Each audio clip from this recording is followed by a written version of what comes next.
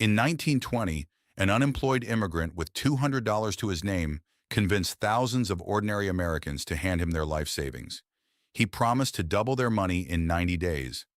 And for a while, it actually worked. Investors really did get paid, exactly as promised. Police officers invested, housewives invested, two-thirds of the entire Boston police force invested. At his peak, this one man was pulling in nearly $15 million by August of 1920. His name was Charles Ponzi, and the scheme he ran was such a perfect piece of financial fraud that we still use his name for it over 100 years later. Here's the strange part. Ponzi didn't set out to build the most famous fraud in American history. He stumbled into the idea entirely by accident. In 1919, while working odd jobs in Boston, he received a business letter from Spain that contained something called an international reply coupon, a small voucher that lets someone in one country prepay return postage for someone in another country. It was a completely mundane, boring piece of postal bureaucracy. Except Ponzi noticed something nobody else had bothered to notice.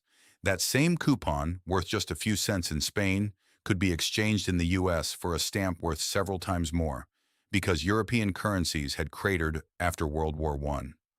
On paper, this was real.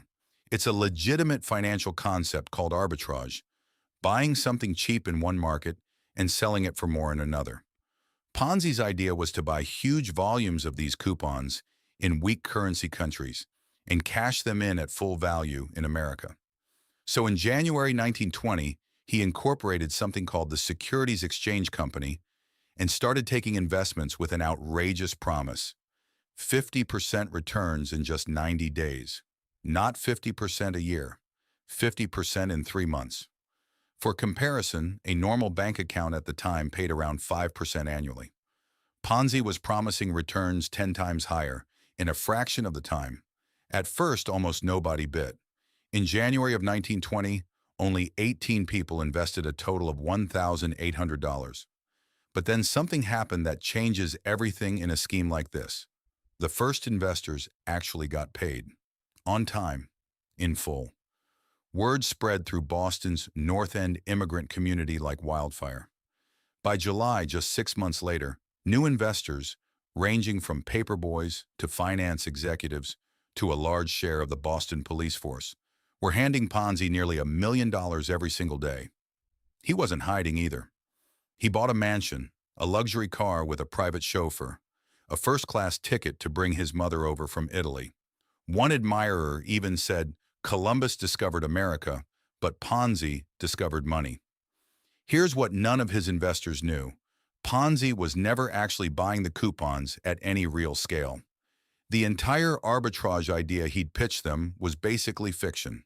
Instead, he was doing something much simpler and much older, taking money from new investors and using it to pay off earlier investors, calling the difference profit. As long as new money kept flowing in faster than old investors cashed out, the whole thing looked completely legitimate. It wasn't sustainable. It wasn't even really a business.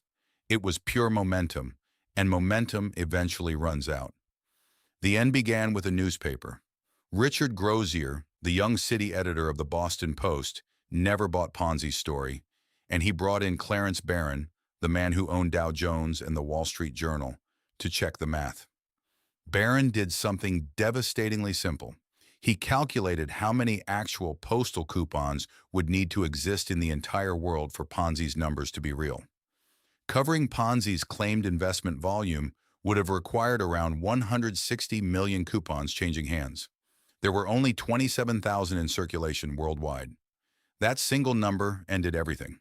The Boston Post ran the story, and Ponzi's own hired publicist turned against him publicly soon after, confirming what investigators suspected all along.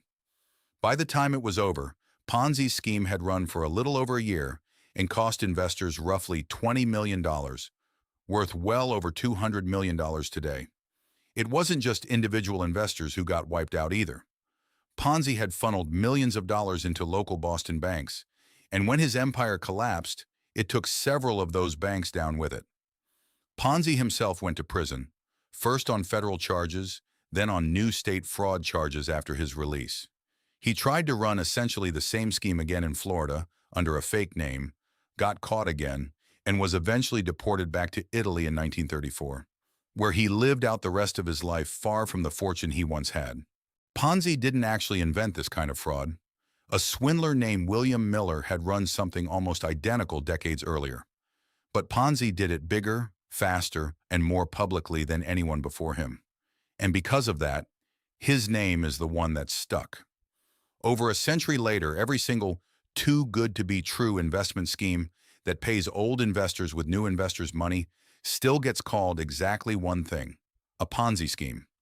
If you like learning the origin story behind a word you already use, subscribe. There's a hidden history behind more financial terms than you'd think.